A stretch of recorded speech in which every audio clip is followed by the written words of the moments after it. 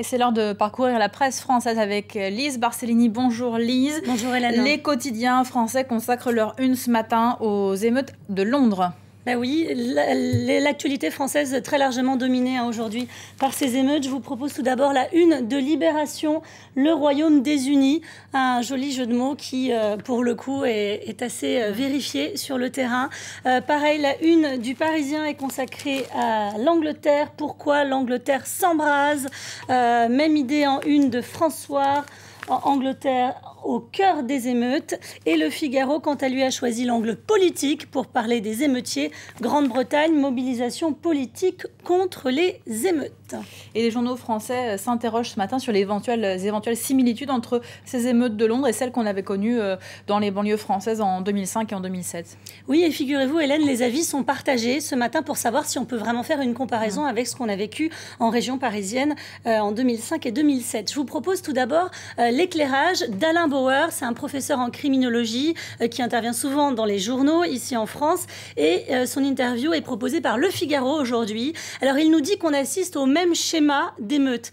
Tout est parti d'une suspicion de bavure policière qui génère un sentiment d'injustice, qui nourrit à son tour une réaction de vengeance et de révolte. Pour lui, c'est le même terreau en France comme en Angleterre, un double terreau, la ghettoisation des quartiers et la paupérisation. Et puis il y a une comparaison qu'on peut faire, en tout cas, c'est qu'en France, les émeutes étaient d'abord intervenues dans banlieue parisienne et ensuite c'était étalé au reste de la France. C'est un peu ce qui se passe en ce moment en Angleterre. Exactement. Et c'est Fabien Jobard dans Libération, chercheur au CNRS, qui nous en parle. Il rappelle qu'à l'automne 2005, les foyers de violence s'étaient multipliés pour atteindre jusqu'à 250 à 300 communes en France, ce qui est considérable.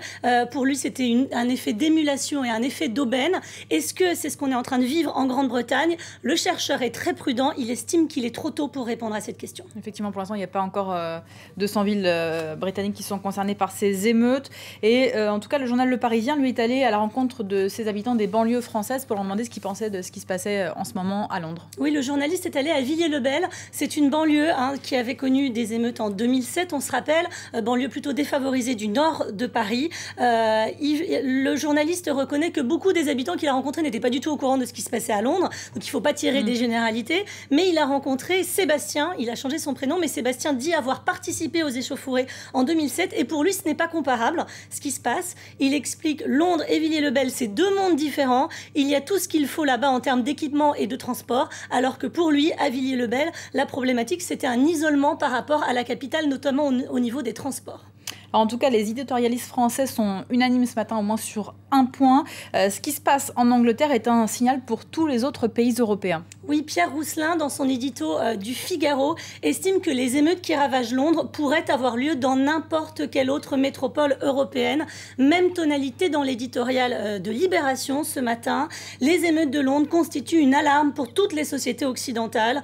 Ces révoltes violentes aussi montrent, selon Libération, les limites de la société multiculturelle britannique. Et cette analyse, on la voit aussi dans La Croix ce matin. Oui, c'est un éditorial signé Dominique Quignot qui explique que clairement ces émeutes montrent le fossé qui se creuse entre la minorité favorisée et les populations qui se sentent abandonnées.